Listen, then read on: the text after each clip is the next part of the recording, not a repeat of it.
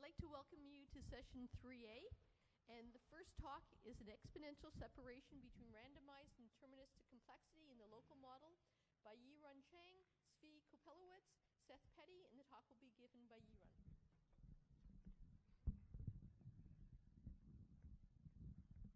Okay, so thanks for the introduction.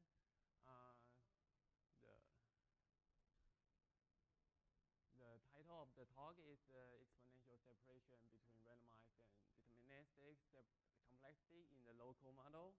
But this is actually only one of the several results in our paper. So in this talk, I will talk about other results as well. Okay, so the model that we consider is the local model, which is the most classic fundamental model in the study of symmetry breaking in distributed computation. So in this model, the communication network is modeled by a graph, and each vertex is a processor, and each edge supports reliable communication in both directions. And the communication proceeds in synchronized rounds. And in each round, each vertex can communicate with its neighborhood.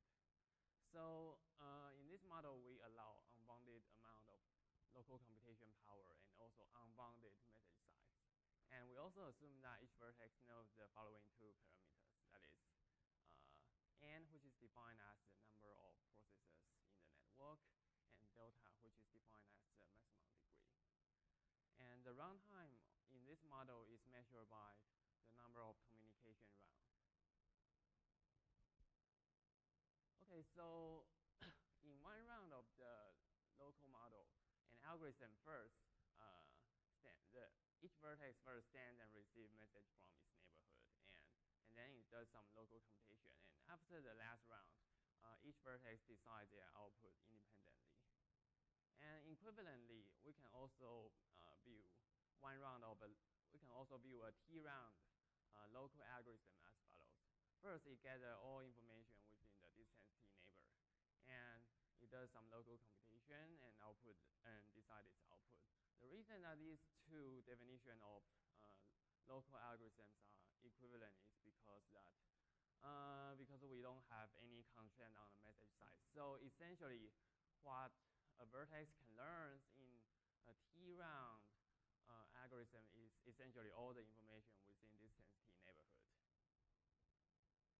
Okay, so there are two variants in the local model. That is the deterministic version and the randomized version. In the deterministic variant, we allow each vertex to have a unique ID of length big set of log n. This is to break symmetry. Otherwise, what we can do in the local model without ID is very limited. And in the randomized variant, we don't need ID to break symmetry since they have the randomness. So, but since we allowed randomness, we must tolerate some failure probability. And the standard is to allow the failure probability of 1 over poly n. Okay. So first, we have some very easy observation. It seems that not all problems are interesting in the local model. For example, we can easily observe that all problems can be solved in diameter time, because in diameter time, we can gather all the information and solve it locally. And indeed, there are actually a lot of examples where you actually need diameter time. For example, maximum independent set. And these problems are not considered interesting in the local model because, you need the global information to solve them. So these problems are inherently not local. So you may wonder what kind of problems are of interest in the local model. It turns out that essentially all the interesting problems in the local model belongs to the category of locally checkable labeling. So informally speaking, labeling is locally checkable if its correctness can be checked locally. And for example, the coloring and the maximal independent set, these two are locally checkable.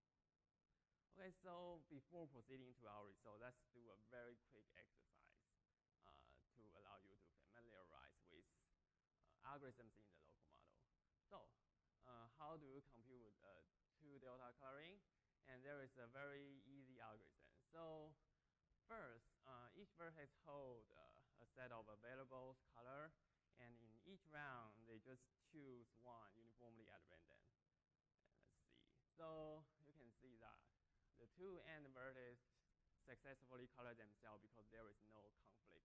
Well, there is a monochromatic edge here, so the middle 2 vertices will proceed to the second round and choose the color again, and they're done. So how do we analyze the runtime of the algorithm? So observe that in each round, each uncolor vertex successfully color themselves with probability at least 1/2.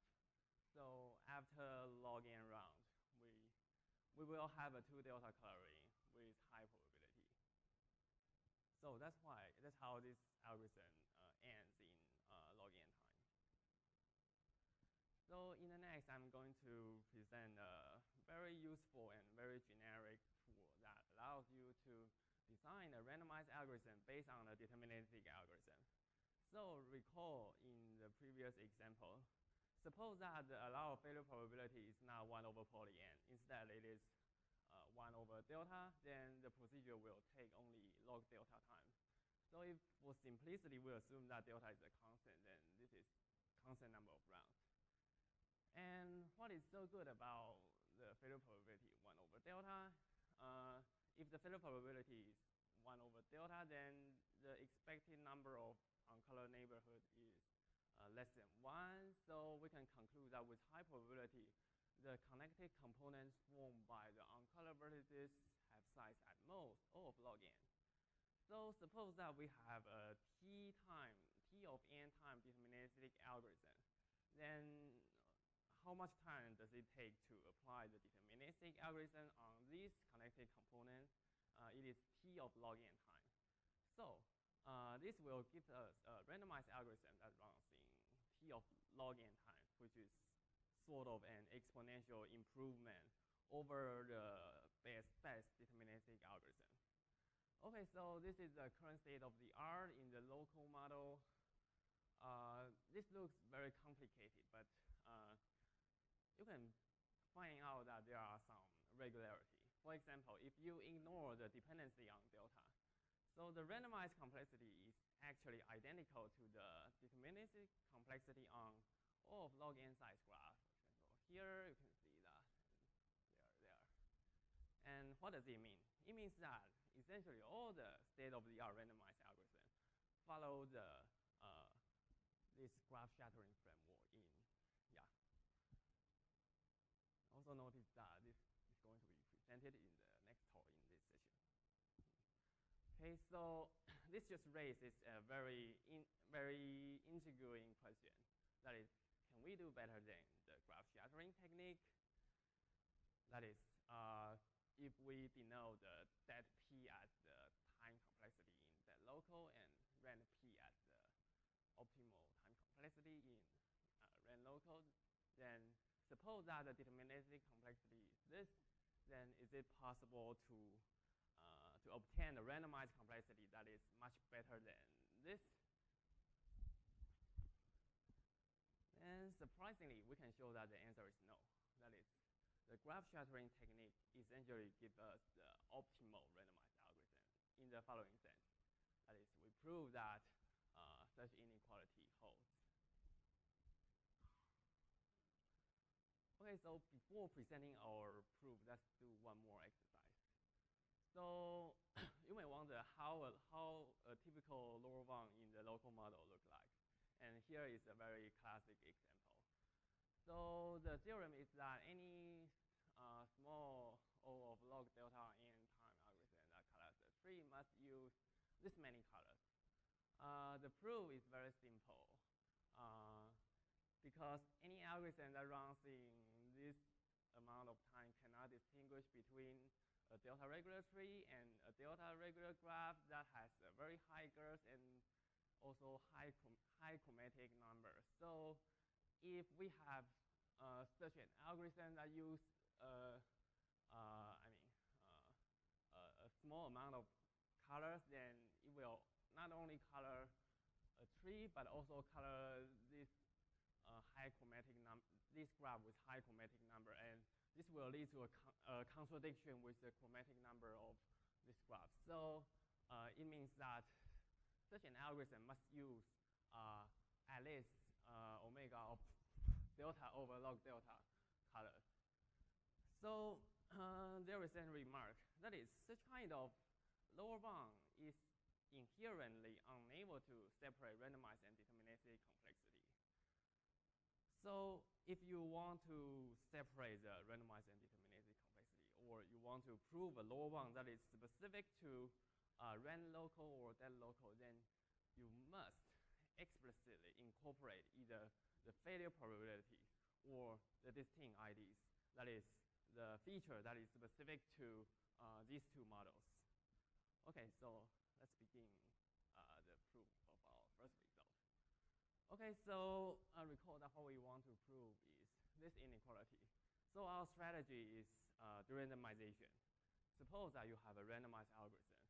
Then your goal is to de-randomize it to obtain a deterministic algorithm that meets this inequality.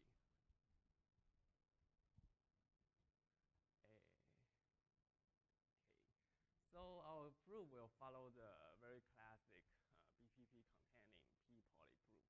That is, we first find a way to amplify the failure probability, and then so we are able to use union bound to argue that there exists some choice of random bits that will work for all graphs, so that we can de-randomize the algorithm. Okay, how can we amplify the failure probability? So we will just use the definition of the ran local model, because the failure probability that we allow is depends on the size of the graph. So we just add some isolated vertices, and then so the failure probability will increase. So let's define capital N as 2 to the n squared. And 2 to the n squared is much larger than the number of n vertex graphs with C log n bit ID. Okay, so we have already amplified the failure probability. So the next thing to do is to argue that there exists some choice of randomness that will work for all graphs. So let's say that a function phi maps a C log n bit ID to a random bit and to a random string. And we say that a subset of phi is a deterministic algorithm that stimulates the randomized algorithm with the random bits fixed to be phi of ID of v. And we say that this function is bad if this deterministic algorithm fails on some n vertex graph. And if we choose this function uniformly at random, then by union bound, the probability that the function is bad is less than 1, so they must exist a good one. So as long as all the vertices agree on the same good function, we are able to de-randomize it. And the reason that we are able to let everyone agree on the same function is that, well, they can just pre-compute the lexicographically first good one prior to the first round. And also know that we don't have any constraint on the local computation power. So we obtain this inequality. Okay, the first takeaway message. So this inequality can be interpreted as a de-randomization and also a lower bound. And we show that there is such a conditional lower bound in the local model, and it also shows that the graph shuttering technique is necessary. So we have shown a conditional lower bound here, and it is another integrating question whether the reverse of such an implication is true. That is, does omega of log n in ran local imply omega of log n in dead local? And surprisingly, in this work, we show that such an implication is true. And in fact, we actually prove something much stronger than this. Okay, so to prove this, it suffices to show this because a lower bound in rand local immediately implies the same lower bound in that local. Okay, so the theorem that we are going to prove is this. This is automatic speed up theorem. That is, given any deterministic algorithm that runs in less than log n time, then we are able to speed it up to run in only log star n time. So the implication of this theorem is that there is nothing whose complexity that lies in between log star n and log n. So if you have a lower bound that is between log star n and log n, you automatically get n, log n lower bound. So the proof sketch is as follows. First, we use a technique called linear coloring to reduce the ID length to smaller ones that are distinct within small distance. And then we will run the same algorithm while pretending that the graph is much smaller. So how does it work? Because if you run your algorithm in a small amount of time, let's say in tau time, as long as all the vertices you see in distance tau are distinct, then you are not able to tell whether you are in a small graph or a large graph. So this kind of technique will work.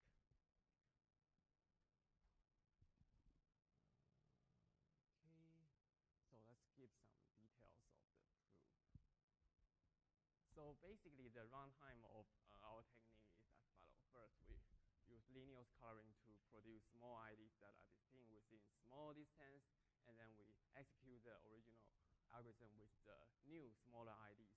And we actually set tau as a constant. So the bottleneck is the linear coloring algorithm, which runs in log star n time.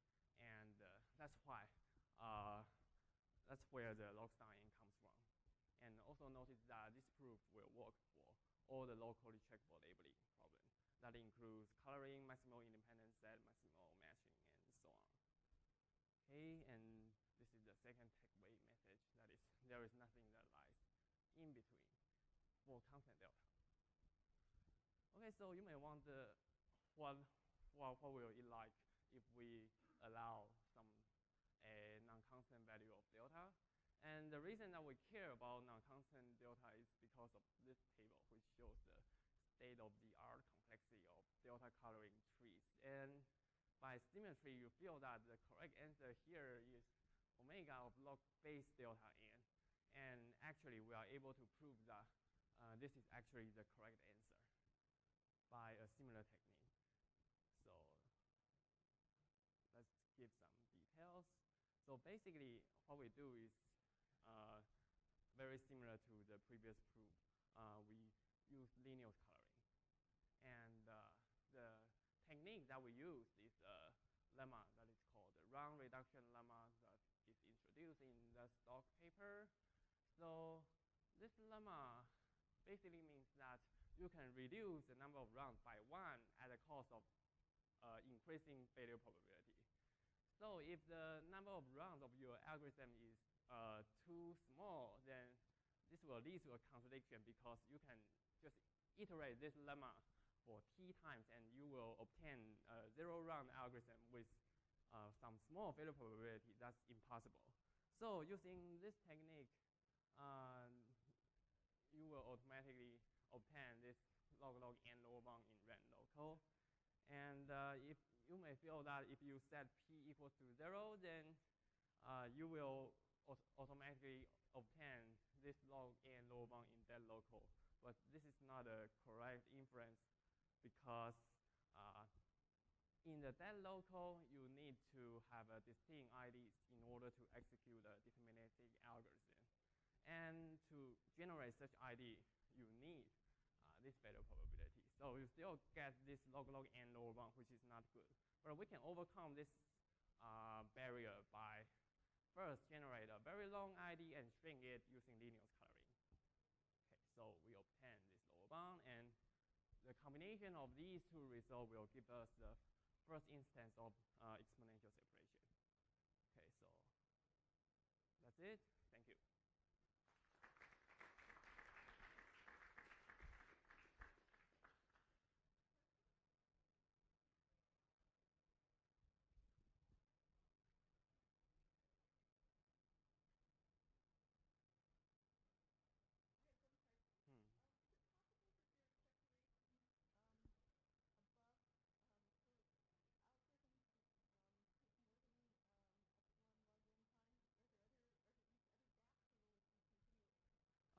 So if you apply the same technique on some special graph like cycle, then you get a much bigger separation, that is between log star n and